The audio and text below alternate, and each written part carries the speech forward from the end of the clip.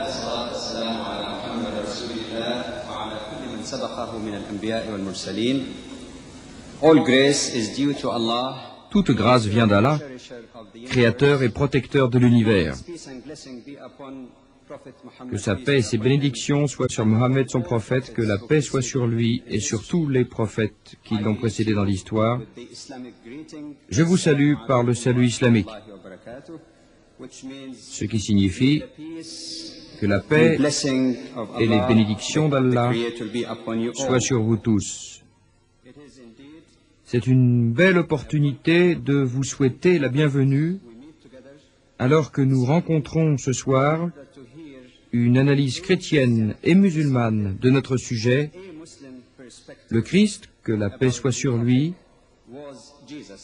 a-t-il été crucifié?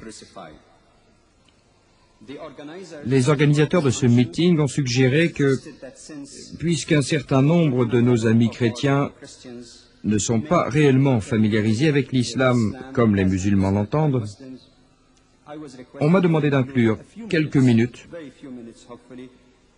pour tenter avec conviction de clarifier le terme islam, pour le moins. Le mot islam vient de la racine arabe qui signifie à la fois paix et soumission. L'islam signifie donc la paix par la soumission. Soumission à la volonté du Créateur, Allah. Un commentaire sur les deux mots paix et soumission.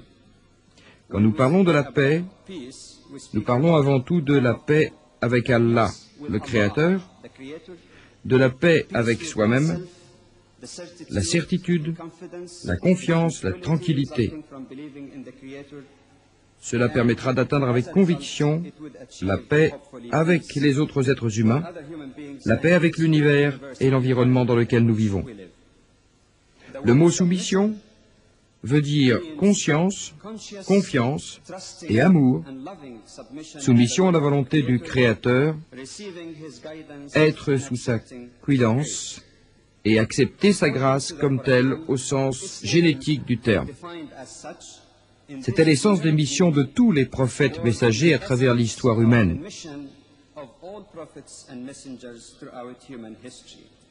Les divergences et les problèmes que nous rencontrons aujourd'hui parmi les fidèles de ces messagers et prophètes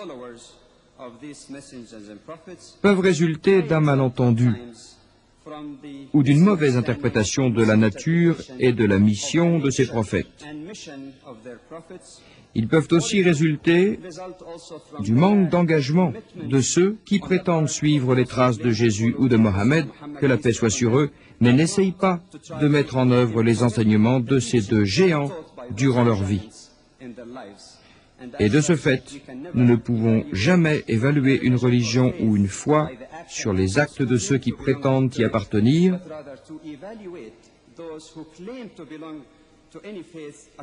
mais plutôt juger ceux qui prétendent appartenir à une foi quelconque selon ses standards, selon l'enseignement authentique donné par les grands prophètes sur ces modes de vie, je devrais dire sur cette foi. Parmi les nombreux prophètes mentionnés dans le Coran, 5 sont sélectionnés comme étant les plus grands. Ils sont appelés dans le Coran les plus grands, ceux ayant la plus grande persévérance et la plus grande détermination. Ces prophètes sont Noé, Abraham, Moïse, Jésus et Mohammed. Que la paix soit sur eux tous. En effet, la nécessité pour un musulman, pour être un musulman, est de croire avec respect et amour. Tous ces prophètes sont considérés comme des frères dans la voie d'Allah, dans la voie de l'obéissance et dans l'engagement de leur vie tout entière.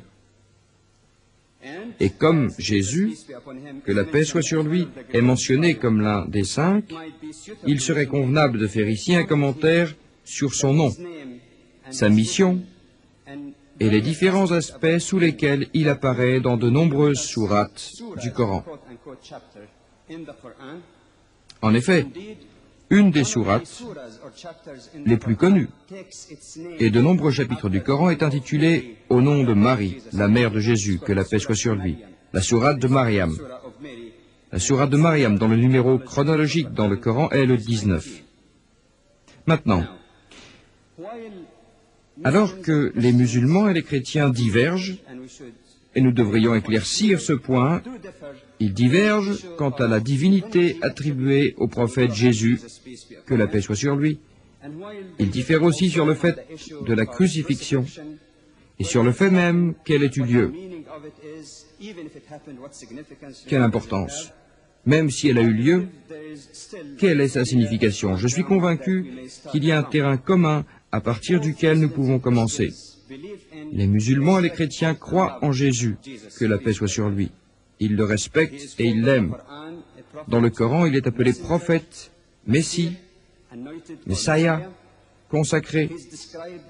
Il est décrit d'une manière très tendre, particulièrement dans la sourate numéro 19, et comme quelqu'un de béni sur la terre comme au ciel, et figurant parmi ceux qui sont proches d'Allah, le Créateur.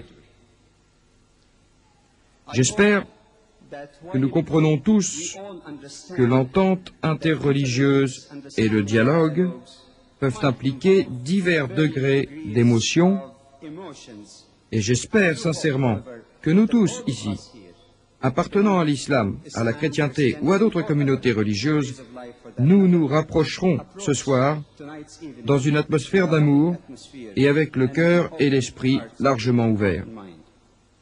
J'ai le privilège et l'honneur de vous présenter le premier conférencier, le professeur Floyd.